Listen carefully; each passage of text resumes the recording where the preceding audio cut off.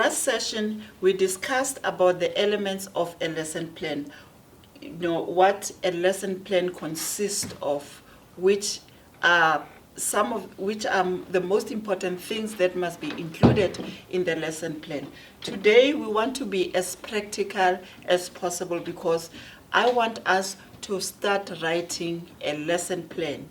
And remember, when you go on your teaching practice, there is just no way that I can sit in the classroom, listen to you without you giving me a lesson plan, because a lesson plan is an activity of developing a set of guiding directions. A lesson plan gives us a direction and a focus of what you are planning to teach or what you want to teach. So it's or what you want to present. So a lesson plan gives everybody, even if you are not in, you are absent, you are sick, you can give your colleague that lesson plan to teach the lesson that you had planned to teach on that particular day. So you need to understand the importance of a lesson plan. When I come for teaching practice to assess you, this is what I expect you to have included in your lesson plan. I don't know you. I know your face. I don't have the details about you. So you need to include all these details that we are going to talk about. Here's the structure of a lesson plan. In your lesson plan, you need to include your student name. Include your student name in this column. And then you need to write your student number. You know your student number. I don't know your student number. You know it. You need to write the program that you are studying. That is, be at PGCE, be at foundation phase, be at intermediate phase, be at senior phase. You need to include it here, write it here. The year that you know, if you are in first year, write first year, year 1. If you are in second year, year 2. If third year, just like that. And the module. Remember, for each program, you have particular modules that you focus on. So you need to include that module. And you need to remember that for your teaching practice, you have to focus on one module. So indicate the module PSR, whatever, include it here. Write it down here. Right. We are done there with your details. Now we come to the theme. Remember, you have to choose a theme or a topic. Where do you choose them from? You choose them from the curriculum. Remember, the curriculum is the framework, is the guiding. It guides you. It gives you all the topics, all the themes that you need to that you require to teach for the whole year. Hence, you need to be working with your mentor teacher, because as a student, you do not have that curriculum. You do not have that document. But your mentor teacher will guide you, will inform you, this week, this is what we are dealing with. And you have to follow what the mentor teacher is saying to you. So the mentor teacher will give you a topic or a theme for that week or for that month or for 2 weeks. But then you choose the topic that you want to teach. You write the topic here. Let's say for our sake, the topic that we want to teach is solar system. So you write here, solar system. Okay? And then, next to solar system is the subject or the learning area. So what would be your learning area or your subject? That would be life skills. Then you write life skills. Remember, life skills is a subject that is taught, you know, in all areas of your program. And then you also need to include the grades. For our solar system, for this topic, we are going to focus on grade 3. You can teach solar system in grade 3, grade 4, grade 5, grade 6. It depends on the level of the information that you want to disseminate to your learners. So we are focusing on grade 3, or we are teaching grade 3. So the solar system is our topic. The subject is life skill, and the grade is grade 3. And what is the date? You have to include the date. Please, when I come, don't give me last year's date because you taught it last year. You taught it last year, yes, but this year you're going to teach it differently, and it will be in a different grade. Okay, so today is the 12/09/2019. You have to include the date. Let me tell you, we check on all this information before I actually go deep into your lesson plan, before I actually listen to you. These are all the details that I check first. Okay, right, I'm sorry. We said for every lesson, you have to have a purpose why you want to teach the lesson. What would be your aim of teaching a lesson? A lesson aim, for example, decide on the focus of the lesson. Remember, you have chosen the topic. You know what you want to achieve. You want what your learners have to achieve, they have to learn. It comes from you, but it has to be included in your lesson plan. So a lesson aims decide on the focus of the lesson and what you want to achieve. So it is very important to write a lesson plan. You cannot just teach without an aim. You just don't walk out of your house without an aim. You go out of your house because you are going to a shop, you are going to buy something to the shop. That is your aim. So you teach this lesson because you want your learners to achieve something. You have an aim why you want these learners to know about the solar system. Okay, and I know some of the experienced teachers forget about this. Don't compare yourself with experienced teachers. You are not yet experienced. You are on the journey of becoming an experienced teacher. So write everything as we indicate to you. As we indicate to you. So, for example, what is the aim of this lesson, a solar system?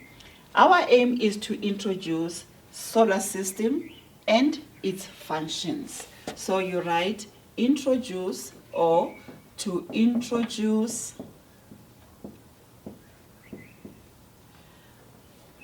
the solar system,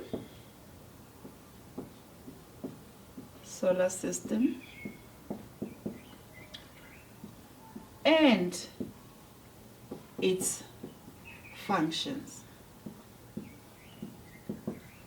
Remember, you are not yet teaching, you are planning to teach. So before you plan to teach, you have to plan a lesson. So this is part of our planning. Right? You don't have to have 4, 5 aims. You don't have to have 3, 4, 5. You can have 1 aim or 2 aims. It depends on what you plan to achieve. Okay? Right. From the aims, you have your outcomes. What do you want your learners to know at the end of this lesson? That is your outcome. And what you are going to write in your lesson, you will be saying at the end of the lesson,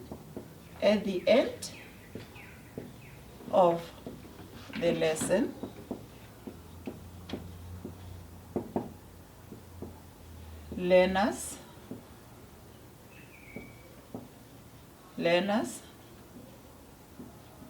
must be able to, okay. Remember, there's a difference between an aim and an outcome. The aims are long term. That is why we can have a theme or a theme like solar system, or a theme like transport. We have different ways of it. We have different transport modes. We have trains and this, and you cannot teach all of them within one lesson. Okay, so the aims are long-term, the outcomes are short-term, because I'm saying they are short-term because by the end of this lesson, you want your learners to be able to do something. Now we are on the outcomes. What do you want your learners to learn? So by the end of the lesson, your learners must be able to understand what the solar system is. Right? You write here, understand what the solar system is. Remember, it's grade 3. And you have to pitch your lesson at that level for the grade 3s. You want them to know what the solar system is, to understand what the solar system is. And you want them to acquire knowledge about the solar system. That would be your second one. Acquire the knowledge about the solar system. Okay? The first outcome would be to understand what the solar system is. The second one, you want them to, by the end of the lesson, they must be able to acquire the knowledge about the solar system. Right? This is a new word, orbit and constellation. You want them to develop an understanding.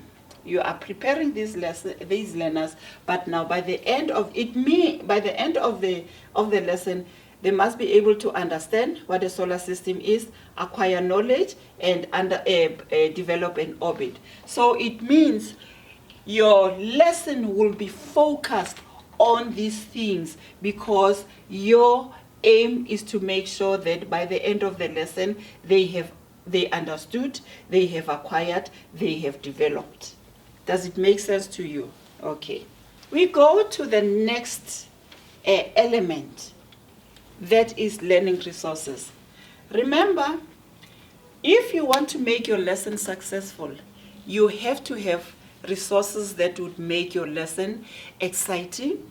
You have to have resources that will make learners understand, giving examples and showing them, things that will make them understand. So you have to have resources. So in this column, you are going to include the resources that you'll be using when teaching about the solar system. So, for example, you can use video clips. Now of late, our children want to use technology at all costs. And if you are a teacher and using technology, you stimulate their interest. They become part of the lesson. They become interested in the lesson because you are using something that they are familiar with and they like. So you are going to be using video clips. Use video clips. You write here, video clips. You write here, you make sure that they have access, if you have access to internet, because you want to give them instruction that they need to go on internet and search for some information. You use posters.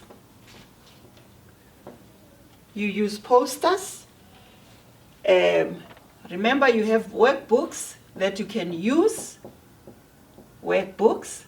You write all the resources that you are going to use. And remember, it does not necessarily mean because you have introduced this lesson, you have to finish it, in 30 minutes or in 45 minutes. You can pack it, teach it up to a certain stage, and then continue the next day. So there's no rule that says if you have prepared a lesson for 30 minutes, you have to finish it in 30 minutes. Okay? Right. These are the resources that you will be using. And then, what teaching strategies or what teaching methods would be you would be using to teach a solar system? Right? You will be discussing with the learners. use discussion method or discussion as a strategy. You will also use whole class teaching. Whole class teaching. Whole class teaching is when you teach the whole class at the same time. You give them the same information. All of them while listening to you, and you're doing some activities. Whole class teaching. And then also question and answer. Remember, question and answer is a strategy. Question and answer. Question and answer is the strategy, is a teaching strategy. We don't just ask questions all the time, but you can use question and answer as a teaching strategy. So these are the strategies that you'll be using when you teach your solar system. We teach for learners to acquire certain skills. We teach that learners must learn and understand and acquire certain skills. So what are the skills that you want your learners to learn? Okay? Number one, you'll be using question and answer teaching strategies. So they will be acquiring, they need to acquire that skill of answering questions. You'll be answering questions, you'll be asking questions, and they will be answering. And as they make mistakes, you try to help them to respond appropriately. So you don't just say, yes, that's good, yes, but you direct them, because as you stand in front of the learners, you are the director when presenting your lesson. Okay? Another skill that you want them to learn is the crossword skill. Crossword. You will be giving them crosswords to fill in, so they will be completing a crossword. That's a different skill also, because they'll be looking for words, they'll be learning also spelling and other things for during this period of crosswording. And also sequencing. They will learn sequencing skills. They will learn sequencing skills, because remember, with the solar system, we're talking about planets, different planets. How many planets do we have? We have 9 planets, but there's a discussion now that there are more planets. Okay, but that is not our baby for now. Okay, and another skill, the coloring skills. They're going to be coloring skills. They will be learning pasting skills. Remember, it's grade 3. Pasting skills, and they'll be learning how to make a brochure. Before I proceed to the next step, I want to emphasize the fact that aims are written in future tense. And they are written in action verbs. Use action verbs. I'm sure by now at your level, you know what an action verb is. If you don't know, please go to a dictionary and look, for action verbs. You have many examples. And aim should be achievable in a specific time frame. They should be achievable in a specific time frame. And all the aims must be able to be assessed. That's what I want to say about aims. Next one. Okay. Okay. And then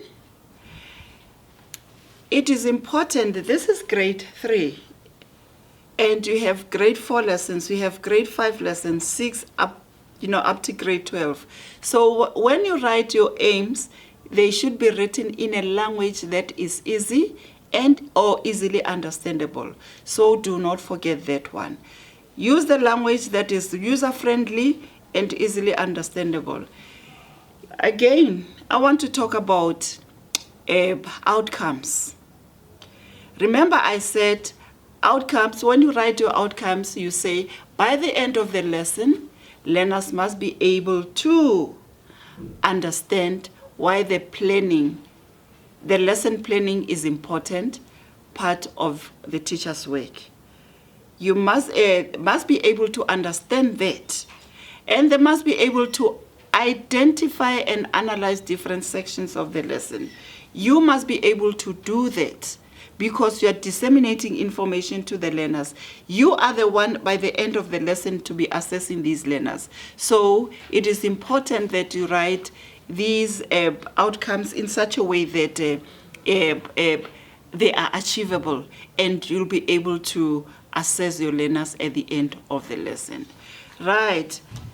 Let us go to the introduction. Remember, an introduction of a lesson is very, very important. You know, when you introduce a lesson, you want to stimulate your learners. You want your learners to listen to you. You want your learners to gain interest. So you have to make sure that, you know, you introduce it in such a way that your learners are hooked. How can you do that? You can start by singing a song. You know, start by singing a song. I don't have a beautiful voice. You know, I can't sing for you. You can start by doing a poem. You know, the way you present it, you'll make them interested in your lesson. So make sure that your introduction is very stimulating. Your learners are able to gain interest. You hook them when you know, during the introduction of the lesson. Okay, right. So what do you do in this case? Now you are introducing a new lesson. When you introduce a new lesson, right, you can show them a video clip, right? You say to them, my dear children, just sit down and watch the video.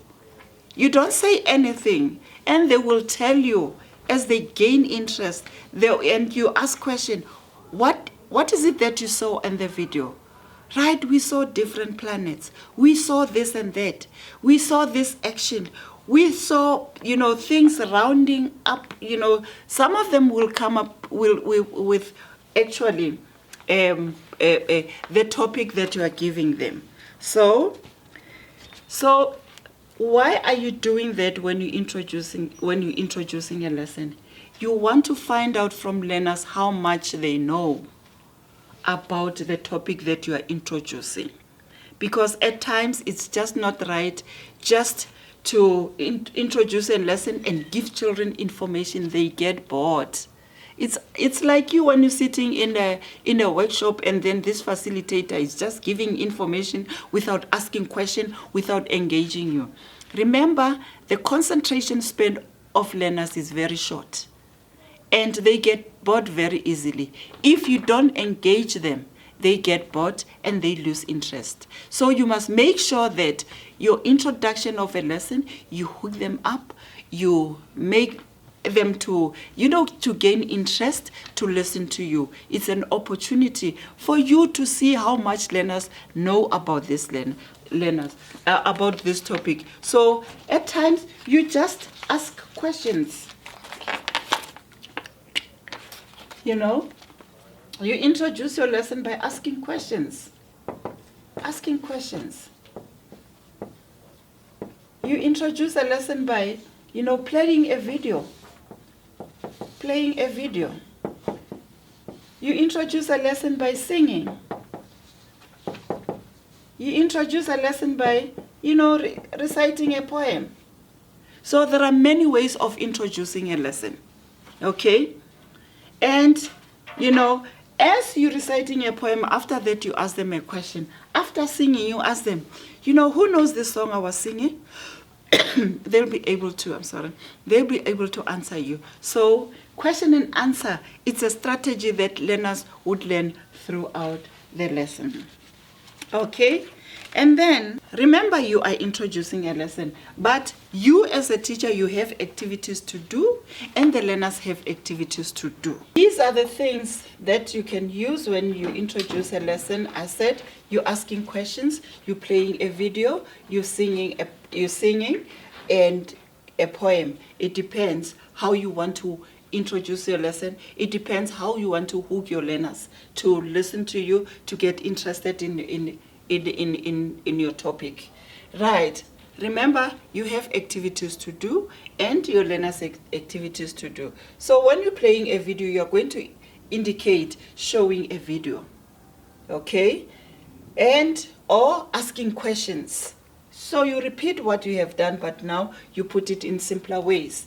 Okay? And then the activities that learners are going to do. You know, when you show a video, what do learners do? They watch. Okay? Because you are showing it, they are watching the video. Okay? When you singing, what do learners do? They listen to your song. It's another skill. Listen to your song. Or to the song.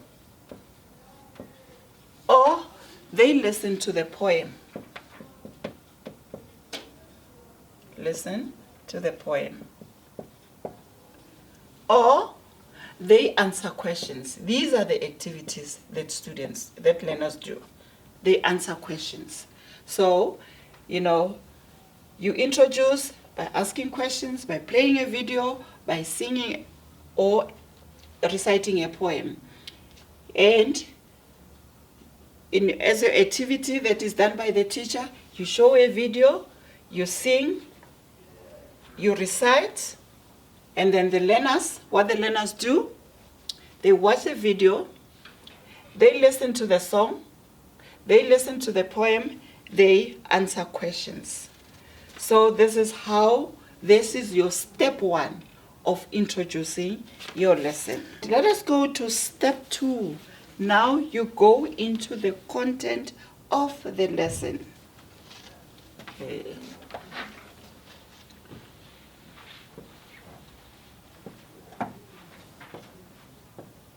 You go to the content of the lesson. And we still have teachers' activities and we still have learners' activities. When you use question and answer in the content, now you're asking questions. What is the solar system? You have shown the video, they've seen the video, you've asked questions.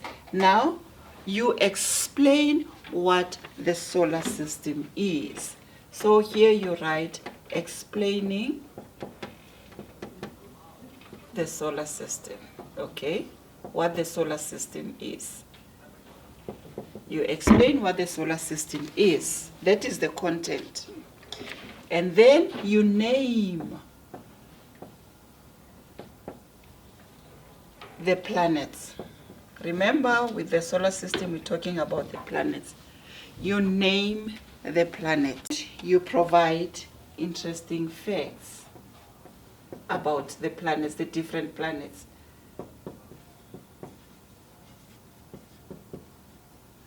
You provide interesting facts about the solar system. Remember, each planet has its own function.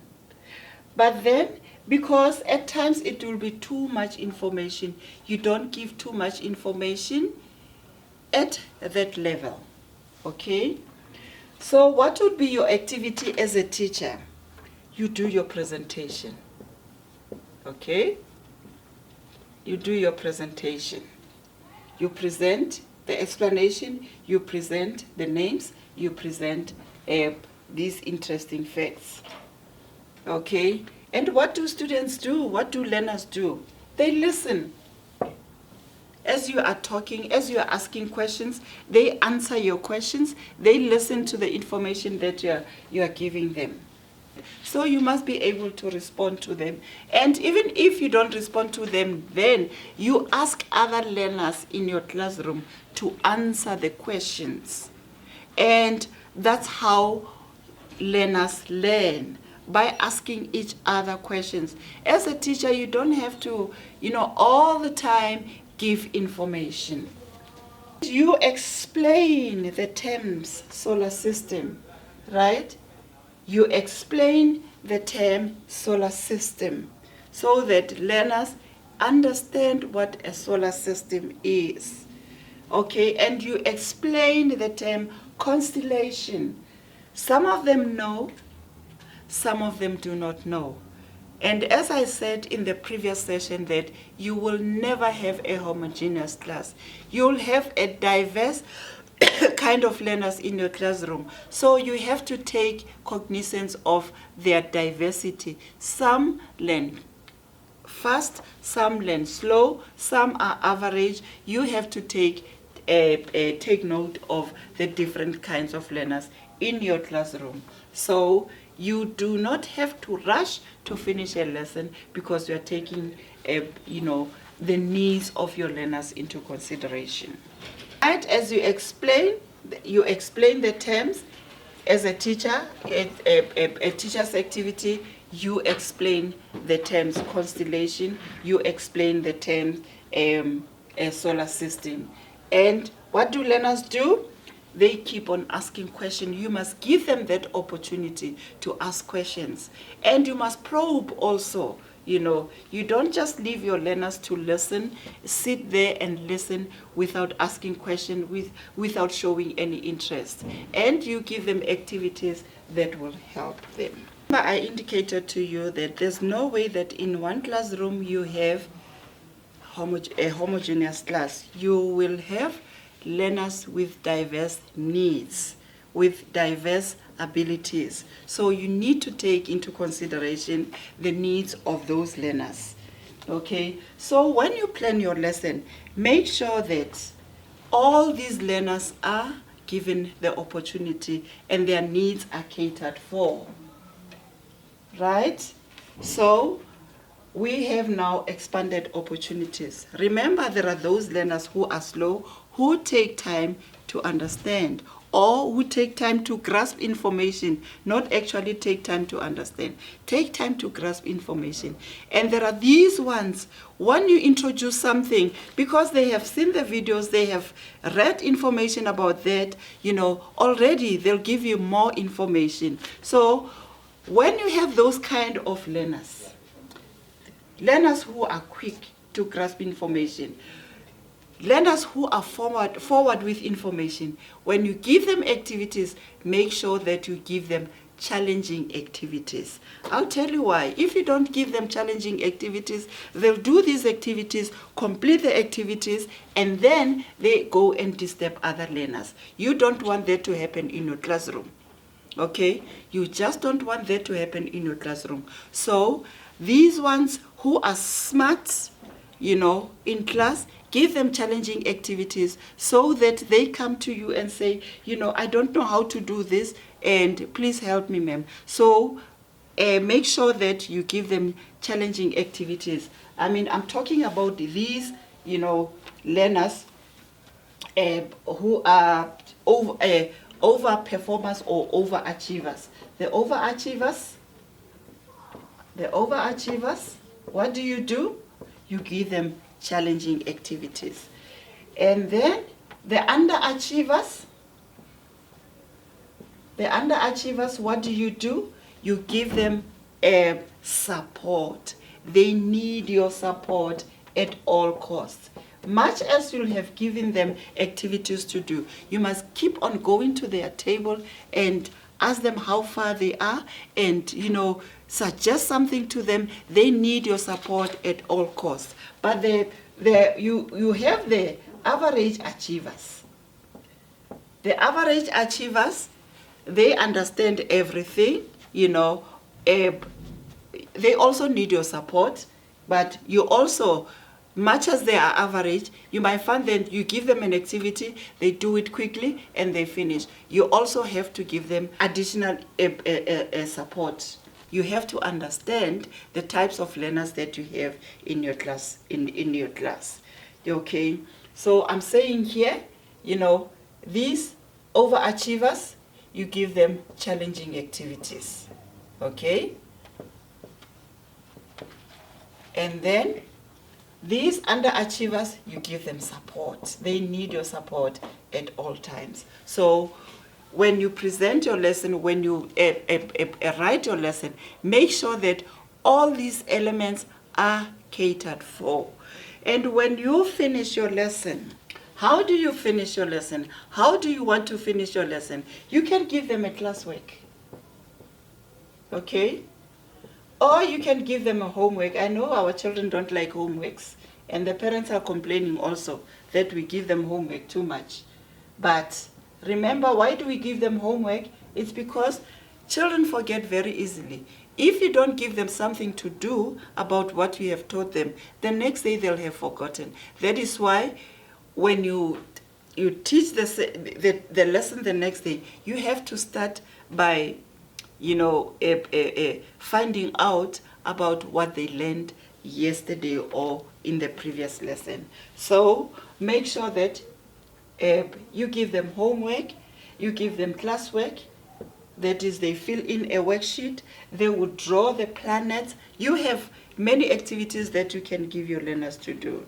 So the learners would work through the worksheet when you conclude your lesson. They work through the worksheet in class or at home. And then the final thing that you do when you plan a lesson, fine, you were sitting there, you sourced information, you went to the library, you have encyclopedia to find information about this topic that you are teaching. Fine, you have done that, you have structured your lesson, but at the same time, you have to assess yourself. You have to evaluate yourself, and you have to reflect on the plan that you have structured, the lesson plan that you have structured. So I have this lot here when you do your self-reflection, because you don't just write a lesson plan and leave it there and say, I'll see you tomorrow in class. You have to sit down, read it, go through the lesson again, to make sure that you have completed all the sections, all the elements that are required for the lesson plan.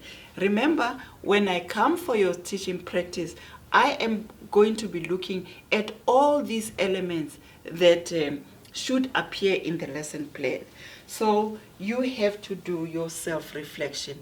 Check whether you have satisfied all the sections of the lesson plan, and check the kind of lesson homework and classwork that you have given to your learners. Reflect, and when you reflect, you're asking yourself, what did I learn from this activity that writing a lesson is an activity on its own.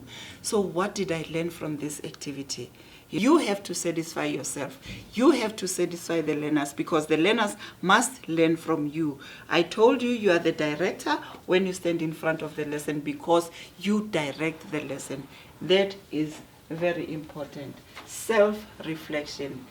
For all these things that we have discussed, we will put it on the website so that you access the structure of the lesson, and make sure that every supervisor who comes to assess you have this lesson plan. You must have it ready and completed ready. Okay, thank you very much.